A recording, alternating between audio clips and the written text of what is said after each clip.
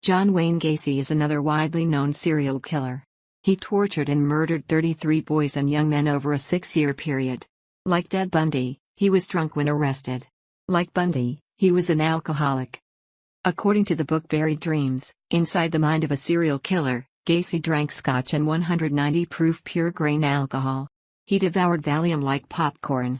Gacy probably inherited his vulnerability to alcoholism from his father, who was an abusive drinker and died of cirrhosis.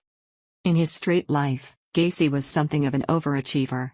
Before his arrest, he had been active in local politics, the church, and the Junior Chamber of Commerce. He performed as a volunteer clown at hospitals and children's parties. Because of this, he became known as the Killer Clown.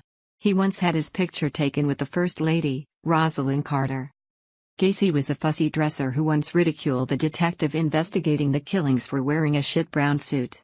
He was composed of lies, misrepresentations, and false ideals. He had a puffy face. When arrested, his eyes were glassy, dull, and dead. He looked like a man insane or on drugs. That morning John Gacy drank scotch before 9 a.m. Like Ted Bundy, he showed no remorse. What kind of crimes did Gacy commit? As a contractor in suburban Chicago, he would entice teenage boys to his house on the pretext of offering them employment. Once in his house, he would trick them into letting him handcuff them. Then Gacy would rape them orally and anally and torture them. After his arrest, neighbors said they had sometimes heard boys screaming for hours. The neighbors hadn't suspected torture. They thought it had something to do with drugs.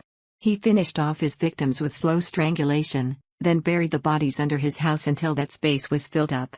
He dumped the last 4 victims in a nearby river. John Gacy was executed in 1994.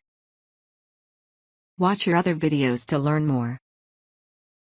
Get your copy of History's Missing Alcoholics available on Amazon now.